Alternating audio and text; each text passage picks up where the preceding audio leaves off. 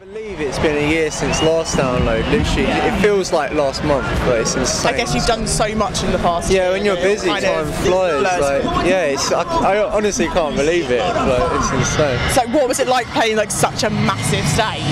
Like, it's so weird, but it feels like any other gig, but it's different. I was going to say, with just the three of you, it kind of looked a little bit like there was so much space. It looked a bit big, didn't it, like compared to us three? But it was just amazing. Like, I was buzzing so much, I just wanted to run. So it was amazing to have the space to actually do that without taking out the other two. Like. I was going to say, you could swing around. Yeah. Like, instruments. I could have done like backflip, whatever. If I could do backflips, still good. So like, was it a bit weird being like the first band on though? Like, yeah, it's strange. Being so early. It wasn't actually as tough a crowd as I thought it would be. We thought it was going to be. I thought there wouldn't be many people there at all, but people stayed for the whole set, which is always really nice. satisfying. And I guess as well, it's difficult when the festival in general is a lot heavier than your music. Definitely. So it's everything's like sub drops on the screen. Because like when you're in the Red Bull stage, a lot of the bands are fairly similar to the ones that do the competition. So whereas when you're on like second stage, it's like oh god, like it's on like after and stuff.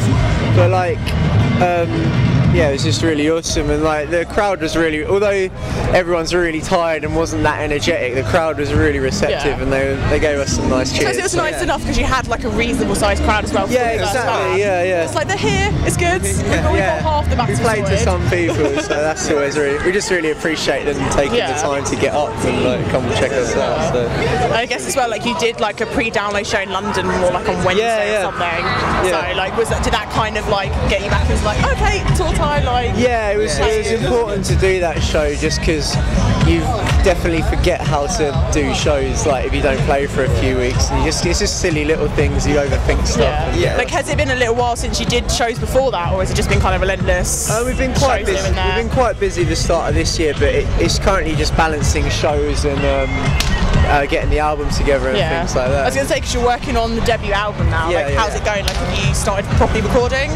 Not yet, we've got all the songs completed in a way. We've got to do pre-production and then we're recording in September. That's the plan. We've got the first 3 songs done, I think. Actually, first sort of few. Is it going to be a bit of a staggered process? I would do like a few here, and then perfect, and then do a few more. That's how it is. We're staggered kind of guys. I don't know what that means. Be like, you can call it perfectionism because you want to get each one you do, you want to get them perfect, so then it can be a month before you do the next one. You don't want to like do it half-assed and then you record the album and you're like, I'm not sure about that. The whole thing, do the whole thing again. In the grand scheme of things, it's going to be a body of work you look back on for the rest of your life, so you're not going to remember the 6 months extra or however long. And like a debut album being so important as well, like it's going to be the first full leg thing that everyone's going to hear. You just made me feel the pressure a bit more. That's going to be exciting though, it's exciting. It's cool, I can't wait. And it means you'll get to go on some sort of big tour or whatever because you'll have to promote the album out. So it will mean you get to play lots of shows. I think like chatting to our manager, take us under their wing. On tour. We need like we want to play big shows. Take us with you. Exactly. I mean, chatting to our manager, I think we're looking at like a February-ish release next year, and then as soon as it's out, it'll just be relentless touring. Like, and I guess if you like relentlessly tour that bit, then it's festival season again. Yeah, exactly. And then it's this time next year. We might be lucky enough to get invited back again, which would be amazing. So like you're recording with Dan Weller. How did that come about? Like working with him?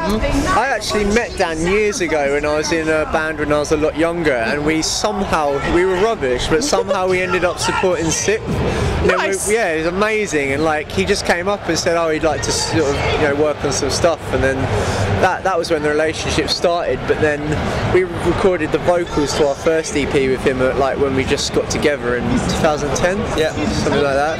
And then it came time to do the album, and he just said he really would love to do it, and we were honoured that he wanted to do it with us, so. I guess it also saved you having to find someone to do it as well. Yeah, exactly. I mean, it was a tough decision because the guy who did our last EP is so cool, Neil Kennedy, and he's wicked, but it felt like the right thing to go with Dan this time. Do you know what I mean? So like just finally, like obviously having done the Red Bull competition last year, like what advice would you give to bands that were like are in your position from last year, like having just played like the Red Bull stage, like just played, keep the momentum up, get as many shows as you can, get more songs out, because like if you come through that, you'll have some people with their eyes on you. You don't want to let that drop, do you?